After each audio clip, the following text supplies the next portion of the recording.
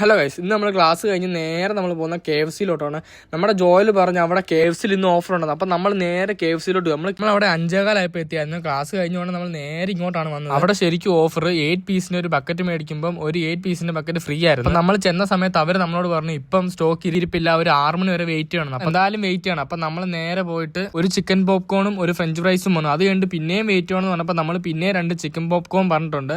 അങ്ങനെ ലാസ്റ്റ് 6:30 വരെ അവർ നമ്മളെ പിന്നെയും വെയിറ്റ് ചെയ്ത് പറഞ്ഞുകൊണ്ടിരിക്കും. അങ്ങനെ 6:30 കഴിഞ്ഞപ്പോഴത്തേക്ക് നമ്മൾ അവരോട് ചോദിക്കാൻ പോയി. നമ്മൾ മാത്രമല്ല അവിടെയുള്ള എല്ലാവരും പോയി ചോദിക്കാൻ പോയിട്ട് പിന്നെ നമ്മളെ ലാഗ് എടുപ്പിക്കുമെന്ന്. ലാസ്റ്റ് നമ്മളെ ജോലി എന്നിട്ട് അവിടെ കിടന്ന് പ്രശ്നമൊക്കെ ഉണ്ടാക്കി. അങ്ങനെ അവൻ അവിടെ പ്രശ്നം ഉണ്ടാക്കുന്നിട്ട് നമുക്ക് തന്നെ ആദ്യം സാധനം തന്നിട്ടുണ്ട്.